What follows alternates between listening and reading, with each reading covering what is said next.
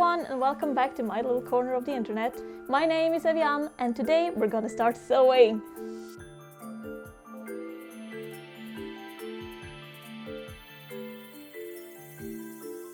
So the project we're starting to work on today is my Marisa cosplay from Toho.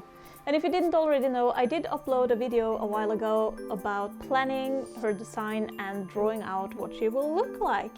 And I will have that video posted up here. But if that's not your cup of tea, that's completely fine, because this time we're gonna start on the actual costume, and that means a lot of sewing.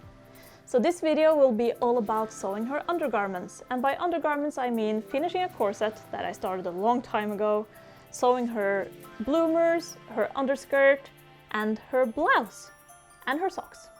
And that's quite a lot, so let's get going right away, shall we? The corset that at this point I've been on ice for the last 6 months was the first thing I needed to tackle. A corset isn't necessary for a character like Marisa, but to me I felt like it would be more comfortable by having something structured as the foundation of this cosplay. I knew there would be a lot of layers stacked around my waist, so I wanted to make sure I would be able to carry it all for a full convention day without feeling uncomfortable.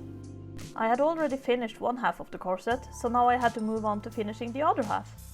First I had to sew in the boning channels. There was a lot of comparing at this point to make sure the two sides would end up symmetrical. The next step was to start sewing on the binding. I first sewed the top by machine, cut the boning to size and inserted it, before I sewed the bottom binding in place too.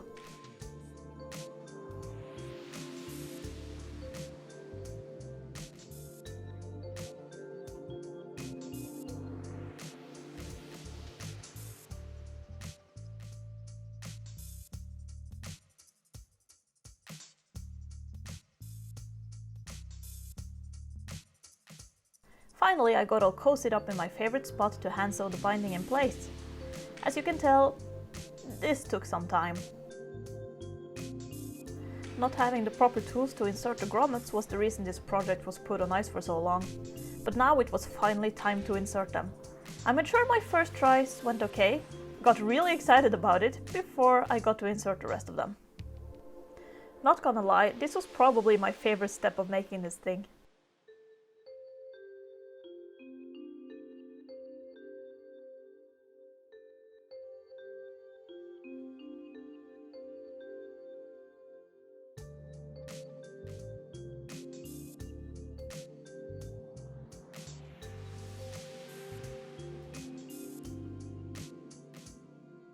The very last thing I did was probably not necessary for this corset, but I did some embroidery around the boning channel.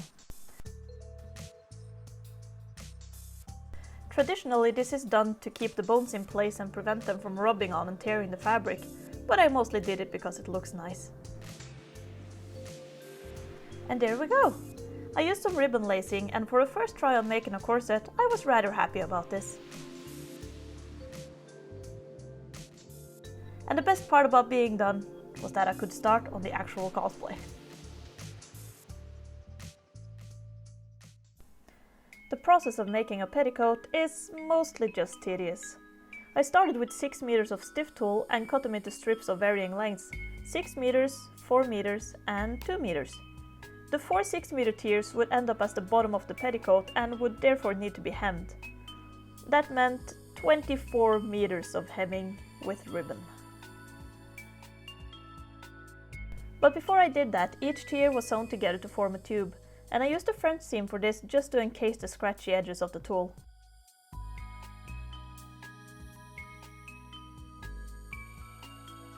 Then began the ironing and eventual sewing of the ribbon hems.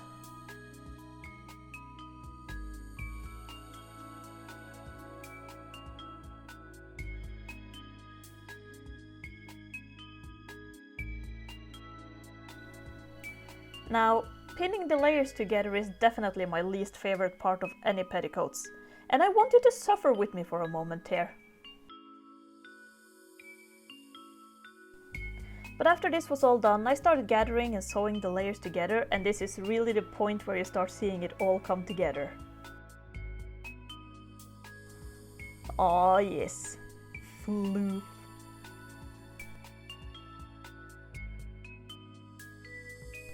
Now the only thing left to do was to sew on the waistband.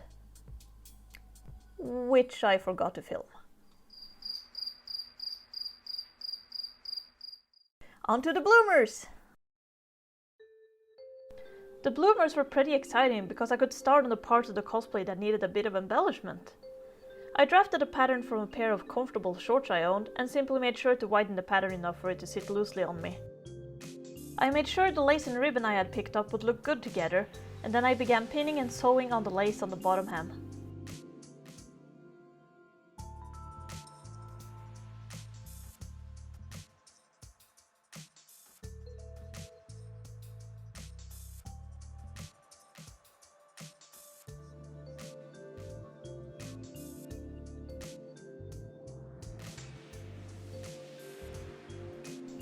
I cut the seam allowance down and sewed it as a French seam.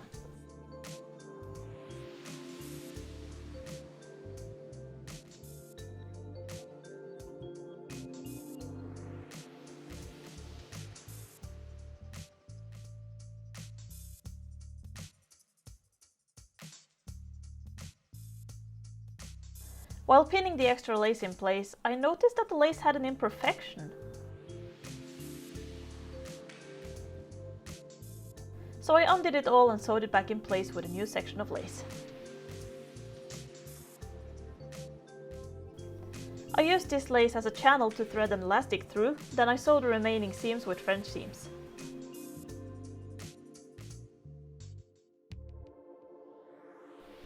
A blue ribbon was threaded through the lace for some added detail, and then all I needed to do was to sew the waistband.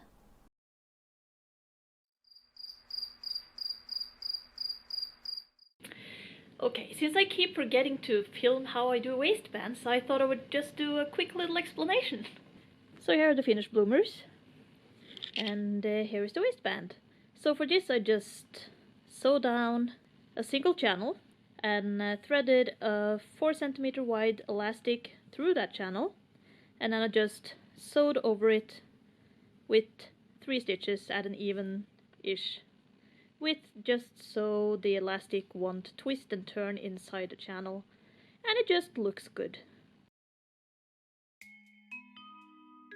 For the blouse I used a commercial pattern from Berta Style, where I modified the collar and sleeves to fit my needs. I also added lace to the front of the blouse for some extra detail, and simply because I like lace and frilly stuff.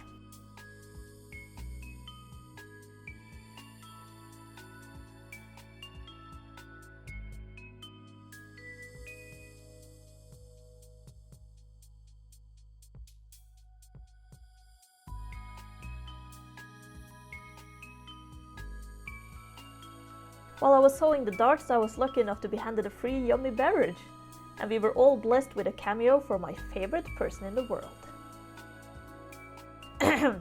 Moving on.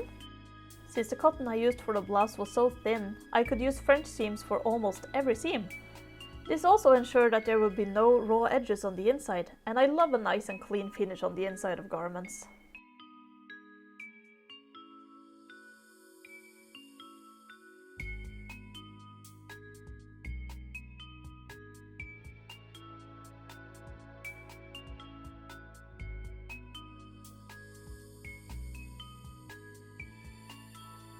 While making this blouse, I also made sure to iron everything very carefully for that crisp and precise finish on the seams.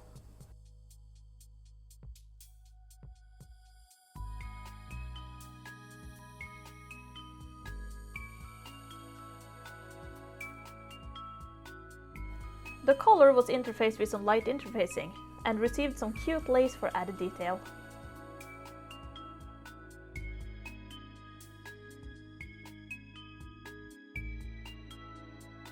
Unfortunately, this didn't work out well on the first try, so I took a longer strip of lace, gathered it so it would make a nice light ruffle, and remade the collar.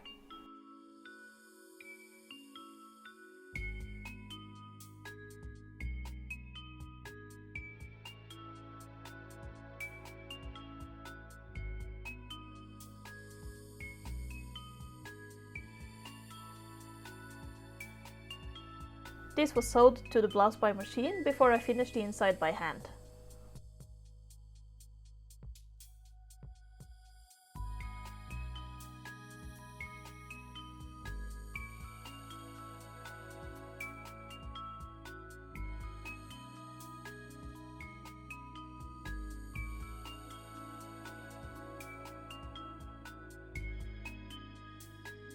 I took a moment to enjoy my finished color before moving on to the sleeves. After a lot of googling, I found the kind of sleeve I wanted and instructions on how to draft it. I made a pattern, and after about 3 to 4 mock-ups and refining this pattern, I finally could start on the actual sleeve.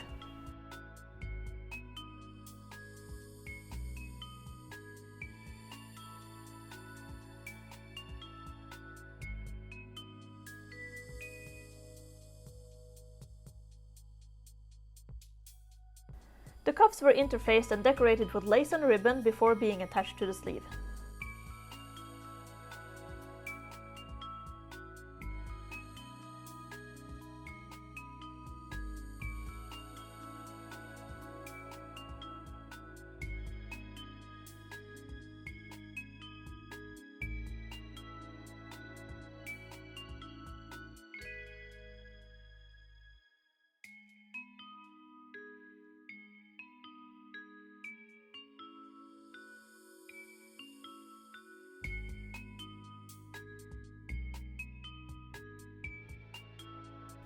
Once again, the inside was stitched down by hand.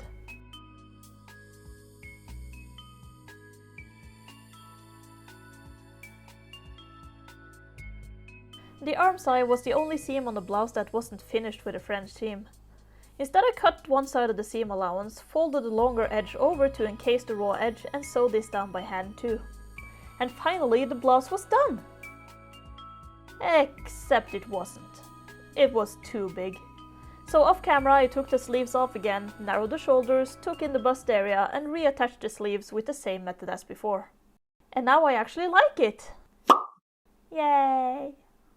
The final thing the blouse needed was a bow. For this I used ribbon, elastic, scissors and thread. I simply sewed this all together by hand and added the elastic so I wouldn't have to tie it.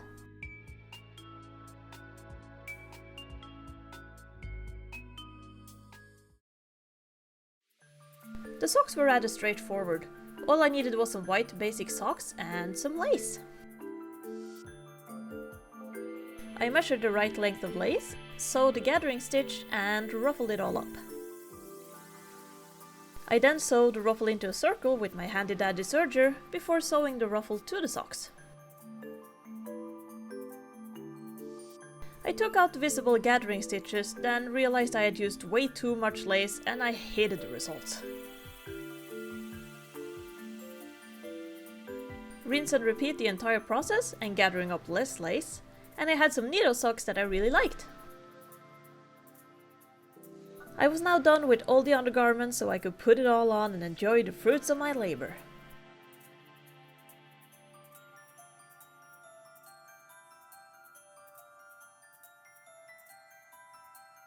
And that was it for this time. All the undergarments are done and I am super happy with it, and you know, they're surprisingly comfortable to wear.